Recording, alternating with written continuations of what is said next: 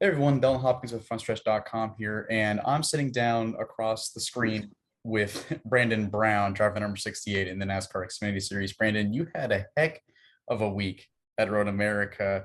And first and foremost, what happened prior to the race was the meeting of Brandon Brundage. What happened? How did that relationship come to be? It looked like it seemed to be kind of a uniting of Brandons.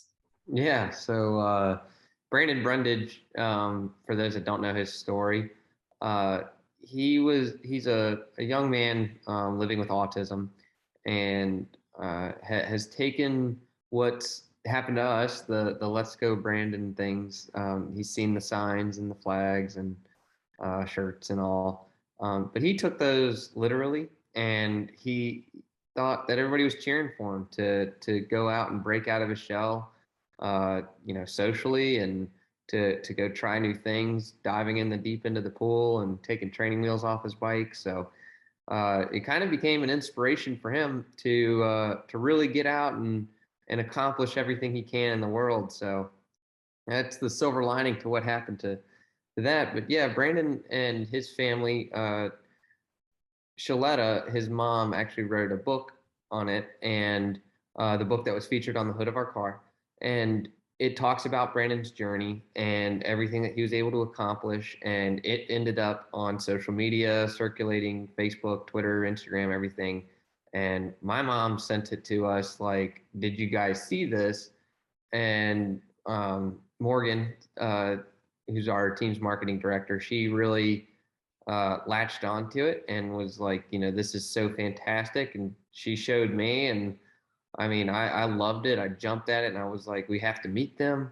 We got to do whatever we can. And so we ended up zooming Shaletta and her family, and got to meet the entire Brundage clan family. And they were really awesome to talk to, and a lot of fun. So we were able to invite them out, and Road America was pretty close to their hometown. So we were like, hey, why don't you guys come out for a race? And they did. They brought a bunch of copies of the book, and um, it was getting to meet Brandon was just awesome, because it was like, there's our silver lining. There's our light in the darkness. Somebody that you know helped, is like, it has turned this around.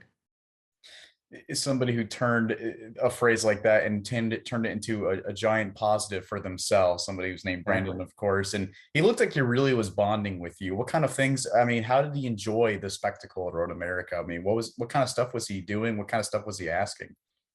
Yeah, so I mean, it was just something that it was like a reminder of how cool it is to be at a NASCAR race, and to be a part of the sport. Just because from for being in it as long as I have, just racing in general, you kind of forget about the cool things that happen at a racetrack, and what people uh, outside of the sport can and can't do. And we were able to give him a lot of opportunities that normally you wouldn't have. He was able to come in, be a part of the team. He met the entire crew, that the entire Brandonville Motorsports crew, and then we gave him a set of team gloves, and he uh, he really, like, after we gave him those gloves, I don't think they came off. So he really was just taking everything in that was going on around him, and he thought everything was the coolest. And then we brought him in, and he got to push the car out the pit road with the team after getting the cars out of the tech inspection line, um, to get it lined up for practice and qualifying. And he got to be a part of that, and he got to be a part of basically every step that the team takes and that I take before the race.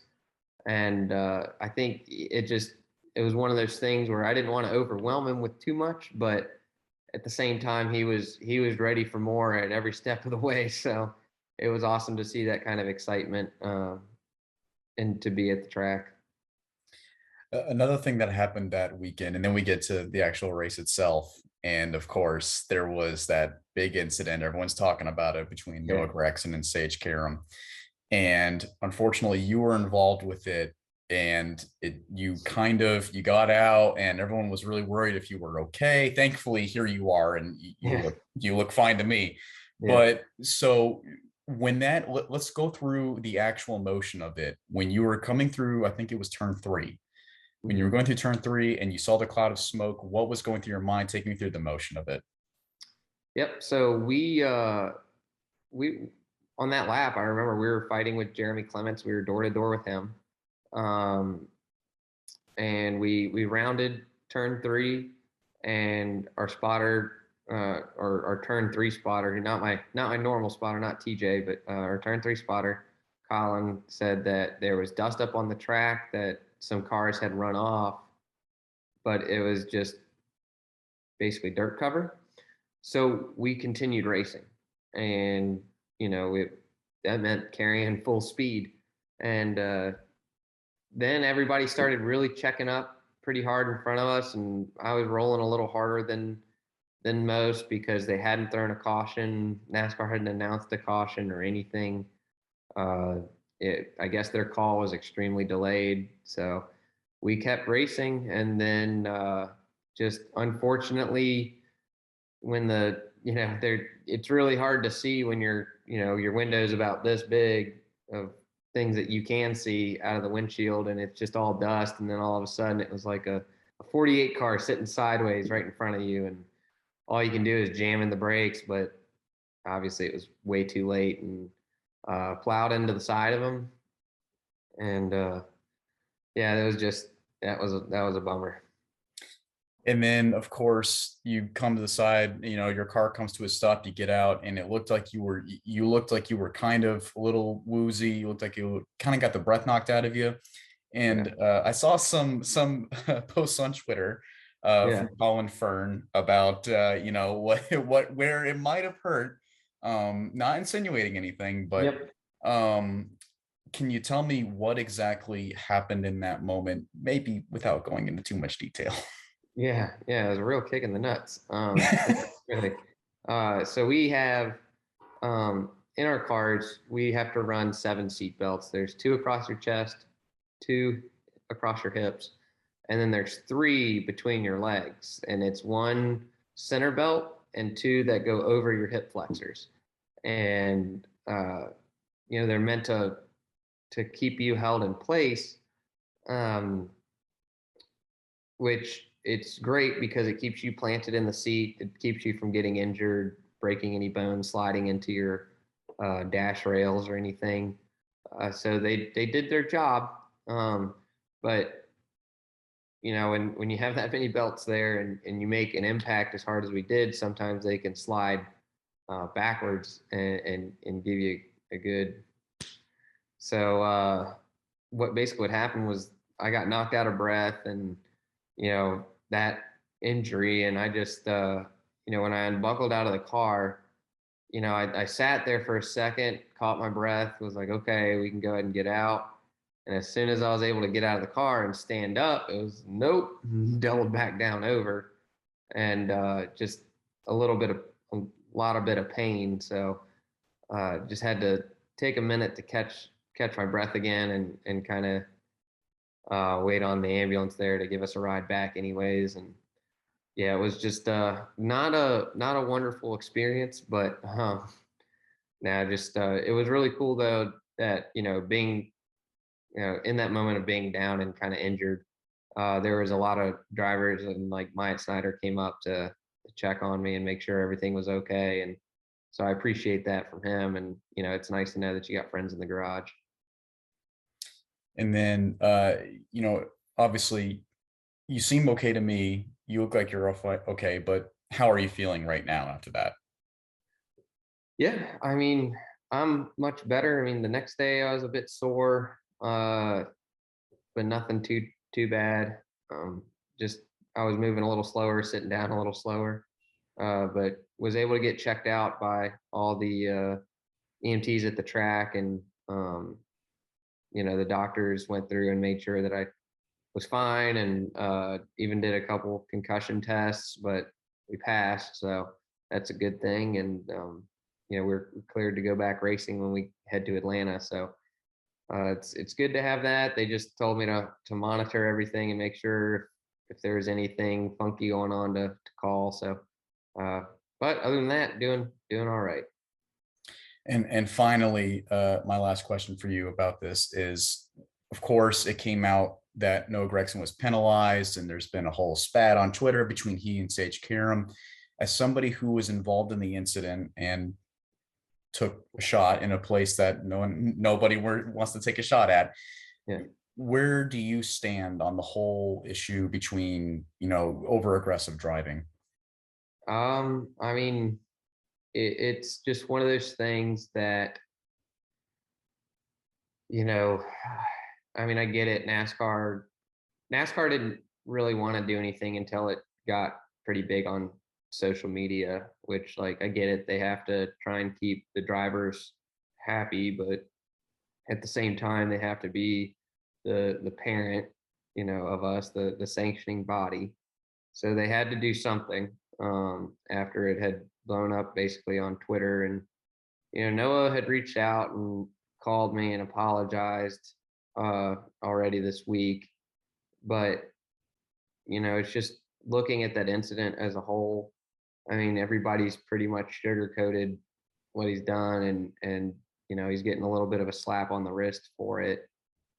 But it comes down to NASCAR's leadership and junior motorsports leadership. If they, if they accept this driving and it's something that they're okay with, then whatever, don't do a thing. But if it's, if they are actually upset about it, then they probably needed to do something about it, because, a team like mine, like I told Noah on the phone, like we struggle. We don't have a lot of resources. We can't rely on, we destroyed too many cars. Let me just go grab one of my teammates for the weekend to get us by. We're basically out of road course cars, and we're gonna have to figure out what to do there. But yeah, I mean, it's up to Noah's team's leadership to help him mature. I mean, obviously he's not maturing as fast as need be to move him up into the Cup Series.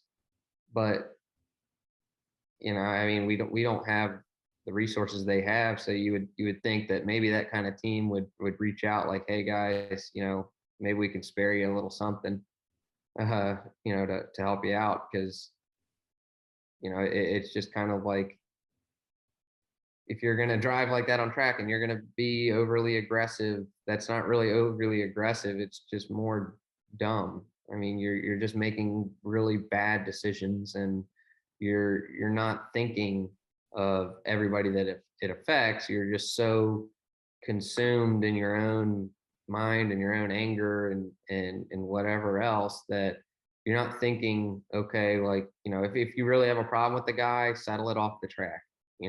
Talk to him after the race, go hit him, whatever you have to do. But when it comes to destroying your stuff, his stuff, and everybody else's stuff, all because you're having a temper tantrum because he's racing you pretty hard and he's hitting you, I mean, there's no room for it. It's not called for. And I don't know who, like, I mean, it's up to Noah to take the responsibility, but it's also up to his team and to NASCAR, because, I'm just glad I wasn't more injured than I was. Because if I had been and I got sat out of the seat, everybody would have looked at me like, ooh, sorry, that's a bummer, but oh well. And they would have kept on racing. So just kind of a bummer that how that situation was handled. And I mean, I've seen it on Twitter where they were like, they fined him 30 grand or $35,000. And I was like, oh, that doesn't really math up to the $80,000 race car that I lost, plus the 31, plus the 48, plus, we can go down the line of the people, but it doesn't really do anything. And, I don't think this is going to be something that's going to change Noah or how he drives or how his attitude is on the track. Cause it's going to take something way bigger to help that kid learn how to mature a lot faster. Well, Brandon, I think we're all happy to just see that you're okay. I really appreciate you talking to me about this and talking to me about the whole weekend, because Yeah. it was a wild one for sure, but glad to see you're okay. And we're really looking forward to seeing you at Atlanta. Yeah, absolutely. All right. Thanks, Brandon. No problem.